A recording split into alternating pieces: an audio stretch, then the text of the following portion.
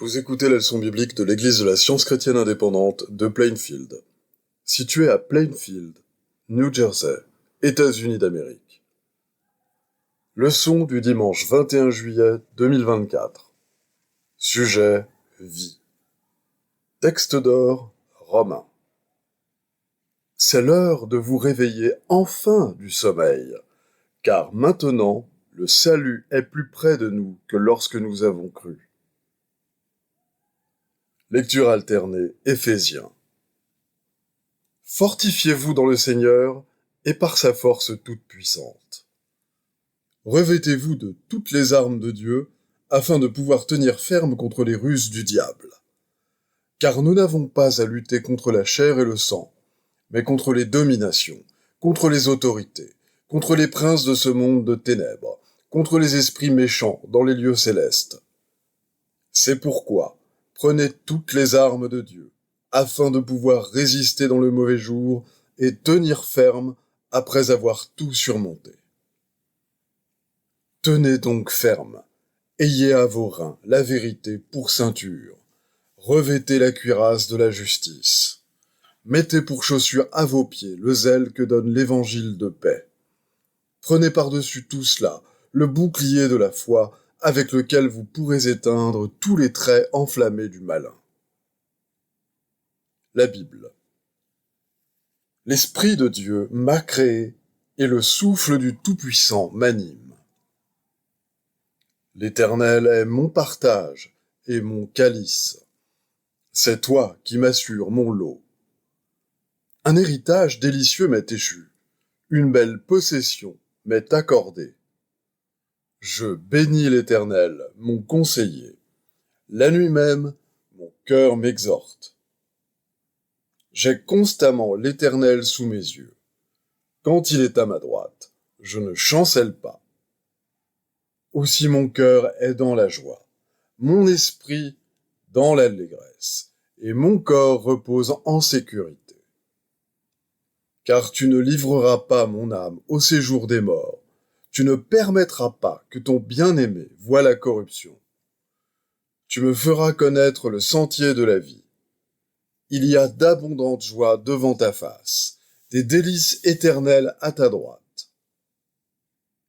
Oui, le bonheur et la grâce m'accompagneront tous les jours de ma vie, et j'habiterai dans la maison de l'Éternel jusqu'à la fin de mes jours.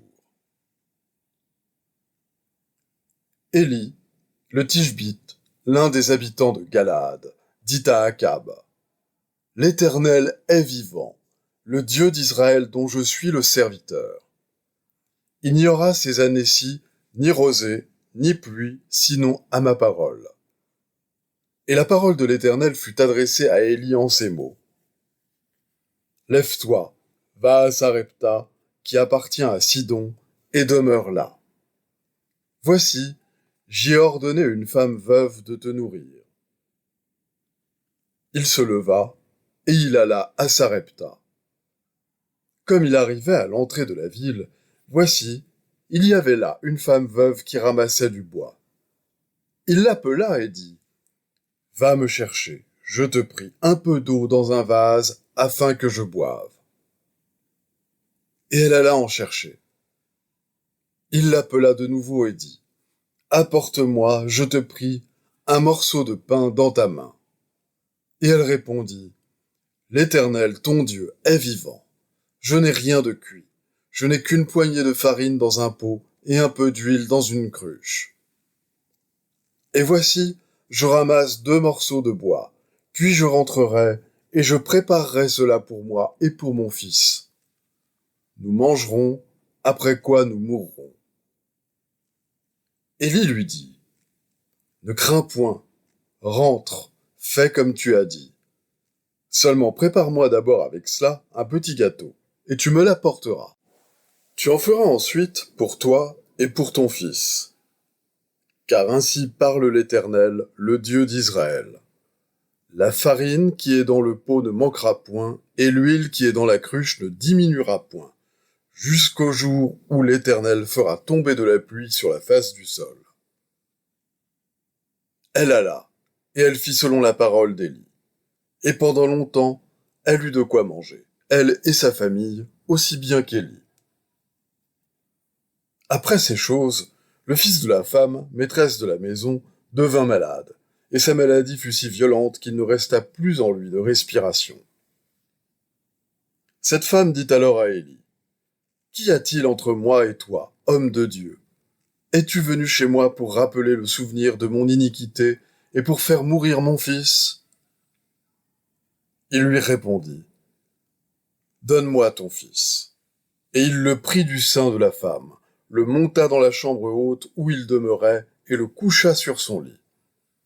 Puis il invoqua l'Éternel et dit, « Éternel, mon Dieu, je t'en prie, que l'âme de cet enfant revienne au-dedans de lui. » L'Éternel écouta la voix d'Élie, et l'âme de l'enfant revint au-dedans de lui, et il fut rendu à la vie.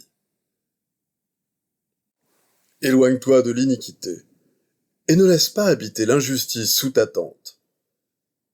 Alors tu lèveras ton front sans tache, tu seras ferme et sans crainte. Tu oublieras tes souffrances, tu t'en souviendras comme des eaux écoulées. Tes jours auront plus d'éclat que le soleil à son midi. Tes ténèbres seront comme la lumière du matin. Tu seras plein de confiance, et ton attente ne sera plus vaine. Tu regarderas autour de toi, et tu reposeras en sûreté. Tu te coucheras sans que personne ne trouble. En ce temps-là, Ézéchias fut malade à la mort.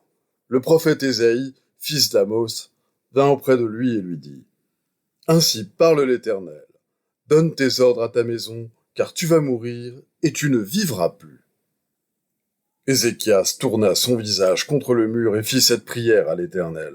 « Ô Éternel, souviens-toi que j'ai marché devant ta face avec fidélité et intégrité de cœur, et que j'ai fait ce qui est bien à tes yeux. » Et Ézéchias répandit d'abondantes larmes. Puis, la parole de l'Éternel fut adressée à Ésaïe en ces mots.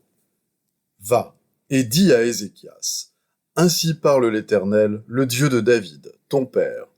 J'ai entendu ta prière, j'ai vu tes larmes. Voici, j'ajouterai à tes jours 15 années. » Cantique d'Ézéchias, roi de Juda, sur sa maladie et sur son rétablissement. Ma demeure est enlevée et transportée loin de moi comme une tente de berger. Seigneur, c'est par tes bontés qu'on jouit de la vie. C'est par elles que je respire encore. Tu me rétablis, tu me rends à la vie. Ce n'est pas le séjour des morts qui te loue, ce n'est pas la mort qui te célèbre. Le vivant, c'est celui-là qui te loue, comme moi aujourd'hui. Jésus parcourait toute la Galilée, enseignant dans les synagogues, prêchant la bonne nouvelle du royaume et guérissant toute maladie et toute infirmité parmi le peuple. Voyant la foule, Jésus monta sur la montagne, et après qu'il se fut assis, ses disciples s'approchèrent de lui. Puis, ayant ouvert la bouche, il les enseigna et dit, « Je suis la lumière du monde. Celui qui me suit ne marchera pas dans les ténèbres, mais il aura la lumière de la vie. Car maintenant, nous vivons, puisque vous demeurez fermes dans le Seigneur. » Je vais maintenant lire les passages corrélatifs, tirés du livre d'études de la science chrétienne, Science et santé avec la clé des Écritures de Mary Baker Eddy. Nous devrions nous rappeler que la vie est Dieu, et que Dieu est omnipotent. L'homme mortel ne pourra jamais s'élever au-dessus des débris temporels de l'erreur, de la croyance au péché, à la maladie et à la mort, avant d'apprendre que Dieu est la seule vie. La croyance que la vie et la sensation sont dans le corps devrait être vaincue par la compréhension de ce qui constitue l'homme en tant qu'image de Dieu. L'être est sainteté, harmonie, immortalité. Il est déjà prouvé qu'une connaissance de ce fait, si minime soit-elle, élèvera la norme physique et morale des mortels, augmentera la longévité, purifiera et ennoblira le caractère. L'infini ne commença jamais et ne finira jamais. L'entendement et ses formations ne peuvent jamais être annihilés. L'homme n'est pas un pendule oscillant entre le mal et le bien, la joie et la peine, la maladie et la santé, la vie et la mort. La vie et ses facultés ne se mesurent pas au calendrier. Le parfait et l'immortel sont la ressemblance éternelle de leur Créateur. Mesurer la vie aux années solaires, c'est spolier la jeunesse et revêtir de laideur la vieillesse. Le soleil radieux de la vertu et de la vérité coexiste avec l'être. L'état d'homme en est l'éternel midi dont l'éclat n'est jamais obscurci par un soleil couchant. À mesure que le sens physique est matériel, le sens éphémère de beauté s'efface. La splendeur de l'esprit devrait se lever sur le sens ravi, avec des magnificences resplendissantes et impérissables. Ne faites jamais mention de l'âge. Les données chronologiques ne font pas partie de la vaste éternité. Les registres des naissances et des décès sont autant de conspirations contre l'homme et la femme. S'ils ne commettaient pas l'erreur de mesurer et de limiter tout ce qui est bon et beau, l'homme vivrait plus de 70 ans tout en conservant sa vigueur, sa fraîcheur et sa promesse. L'homme gouverné par l'entendement immortel est toujours beau et sublime. Chaque année, succédant à une autre, déroule la sagesse, la beauté et la sainteté. La vie est éternelle. Nous devrions reconnaître ce fait et en commencer la démonstration. La vie et la bonté sont immortelles. Modelons alors nos vues concernant l'existence sur la beauté, la fraîcheur et la continuité plutôt que sur la vieillesse et la décrépitude. La beauté, de même que la vérité, est éternelle. Mais la beauté des choses matérielles passe, éphémère et fugitive, comme la croyance mortelle. La coutume, l'éducation et la mode forment les normes passagères des mortels. L'immortalité, exempte de vieillesse ou de décrépitude, a une gloire qui lui est propre, la splendeur de l'âme. Les hommes et les femmes immortels sont des modèles de sens spirituel, façonnés par l'entendement parfait et reflétant ces conceptions plus hautes de beauté qui surpassent tout sens matériel. Le charme et la grâce sont indépendants de la matière. L'être possède ses propres qualités avant qu'elles soient perçues humainement. La beauté est un élément de la vie. Elle demeure pour toujours dans l'entendement éternel et reflète les charmes de sa bonté en expression, en forme, en contour et en couleur. C'est l'amour qui colore les pétales d'une variété infinie de teintes, qui étincelle dans le chaud rayon de soleil, qui trace sur le nuage son arc de beauté, qui orne la nuit de gemmes stellaires et revêt la terre de beauté. Ce qui embellit une personne est un bien médiocre substitut des charmes de l'être, qui, resplendissant et éternel, éclipse la vieillesse et la décrépitude. Le secret de la beauté, c'est d'avoir moins d'illusions et plus d'âme. C'est se retirer de la croyance à la douleur ou au plaisir corporel pour se réfugier dans le calme immuable et la glorieuse liberté de l'harmonie spirituelle. L'amour ne perd jamais de vue la beauté. Son auréole repose sur son objet. On s'étonne qu'un ami puisse jamais paraître autrement que beau. Les hommes et les femmes d'un âge plus mûr et d'une expérience plus étendue devraient parvenir à la santé et à l'immortalité au lieu de se laisser choir dans les ténèbres ou la tristesse.